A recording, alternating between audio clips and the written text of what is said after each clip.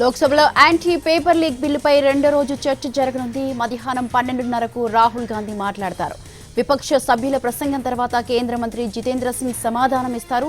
చర్చ తర్వాత బిల్లుకు ఆమోదం తెలపనుంది లోక్సభ. నిన్న 9 గంటల పాటు బిల్లుపై వాడి వేడి చర్చ జరిగింది. ఈ బిల్లుకు 93 సవరణలు ప్రతిపాదించాయి విపక్షాలు.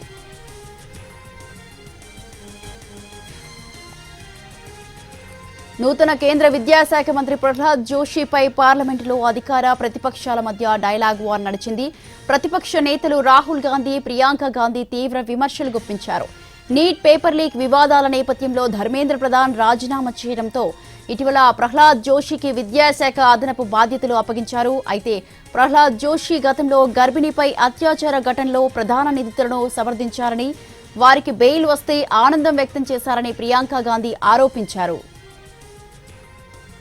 కాంగ్రెస్ నేతలు చేసిన ఆరోపణలపై సభలోని బీజేపీ ఎంపీలు, నేతలు తీవ్రంగా స్పందించారు. ప్రతిపక్షాలు ఉద్దేశపూర్వకంగా సభను తప్పుదోవ పట్టిస్తున్నాయని కౌంటర్ ఇచ్చారు.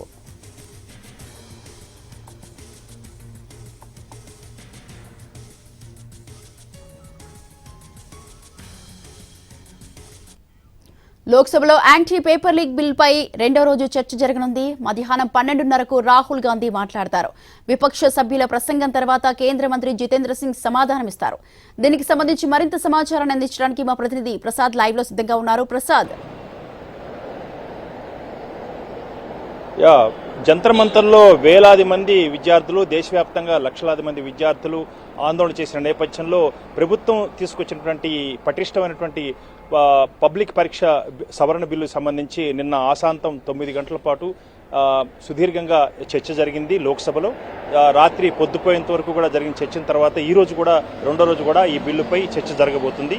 నిన్న కాంగ్రెస్ పార్టీ తరఫున ప్రియాంక గాంధీ చర్చలో పాల్గొంటూ చేసినటువంటి వ్యాఖ్యలు పెద్ద ఎత్తున కలకలం సృష్టించాయి. అదేవిధంగా నూతన విద్యాశాఖ మంత్రి ప్రహ్లాద్ జోషితో సహా పార్లమెంట్ వ్యవహారాల శాఖ మంత్రి కిరణ్ రిజిజు ప్రియాంక గాంధీ వ్యాఖ్యలను ఉపసంహరించుకోవాలని, ఏమాత్రం ఆధారాలు లేకుండా చేసే ఆరోపణలు సభలో ప్రస్తావించడానికి వీల్లేదన్న అంశాన్ని కూడా పెద్ద ఎత్తున వాద ప్రతివాదనలు జరిగాయి. ఈ నేపథ్యంలో చాలా మంది ఇటు అధికార పక్షం నుంచి, అధికార కూటమి నుంచి, అదేవిధంగా విపక్షాలు చెందినటువంటి సభ్యులంతా కూడా ఈ సమావేశంలో పాల్గొని అఖిలేష్ యాదవ్ మాట్లాడారు. అదేవిధంగా ప్రతిపక్షాలంతా కూడా ఈ విధానం పట్ల, పరీక్షా విధానం కొత్త సంస్కరణలు చేస్తున్న నేపథ్యంలో విద్యార్థులపై జరిగినటువంటి లాఠీ ఛార్జీ దాడిపై కూడా ప్రస్తావన చేయాలి. అదేవిధంగా రామ మందిరంలో జరిగినటువంటి చోరీపై, చందా చోరీపై కూడా చర్చ జరగాలని చెప్పి చాలా మంది సభ్యులు ఈ సందర్భంగా డిమాండ్ చేయడం జరిగింది. ఈ రోజు కూడా చర్చ 5-6 సభ్యులు మాట్లాడాల్సి ఉంది. ఆ తర్వాత మధ్యాహ్నం 2 గంటలకు ప్రతిపక్ష నేత రాహుల్ గాంధీ చర్చలో పాల్గొంటారు. ఆయన ఉన్నటువంటి అభిప్రాయాలు కూడా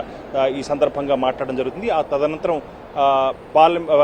ప్రధానమంత్రి కార్యాలయ వ్యవహారాల శాఖ సహాయ మంత్రి జితేంద్ర సింగ్ ఎవరైతే బిల్లును ప్రవేశపెట్టారో ఆయనే ఈ చర్చ జరిగిన తర్వాత సమాధానం ఇస్తారు. సమాధానం తర్వాత ప్రతిపక్షాలు కనుక పట్టుబడితే ఓటింగ్ జరిగేందుకు ఆస్కారం ఉంది. ఆ మేరకు బిల్లుకు మోక్షం లభించి ఆ మేరకు చట్ట రూపం దాల్చేందుకు అవకాశం ఉంది. ప్రధానంగా ఈ మొత్తం వ్యవహారంలో విద్యార్థులు పూర్తి స్థాయిలో తమ యొక్క డిమాండ్ను నెరవేర్చుకునే విషయంలో చేసినటువంటి ఆందోళన సఫలీకృతమని చెప్పుకోవడానికి ఆస్కారం ఉంది. పెద్ద ఎత్తున చేసే ఈ సంస్కరణల పట్ల పారదర్శకతో కూడినటువంటి పటిష్టమైనటువంటి బిల్లు రూపొందడం వల్ల విద్యార్థులు సంతృప్తి చెందారన్న ఒక ఆశాభావం అందరిలో కూడా ఉంది. మొత్తంగా విపక్షాలు, అధికార పక్షాలు విమర్శించుకున్నప్పటికీ కూడా స్థూలంగా విద్యార్థుల యొక్క ప్రయోజనాలు, విద్యార్థుల యొక్క డిమాండ్లను పరిగణలో తీసుకొని ప్రక్షాళన చేయాలని చెప్పి మాత్రం అందరూ ఏకీభావంతో ఉన్నారు. కాబట్టి ఈ బిల్లు చాలా కీలకంగా పోతుంది. అదేవిధంగా అనేకటువంటి సంస్కరణలు కూడా చేపట్టబోతున్నటువంటి ప్రభుత్వం ఈ బిల్లును మరింత పటిష్టంగా రూపొందించాలని చెప్పి ఆలోచిస్తుంది. కాబట్టి ఈ చర్చ ఈ రోజుతో ముగిసి ఆ మేరకు బిల్లుకు చట్టరూపం దాల్చేందుకు మార్గం సుగమైంది. ఆ తర్వాత రాజ్యసభలో కూడా చర్చ జరుగుతుంది. ఆ తర్వాత బిల్లుకు చట్టరూపం దాల్చేందుకు అవకాశం ఉంది. Right, thank you Prasad, thanks for the live details.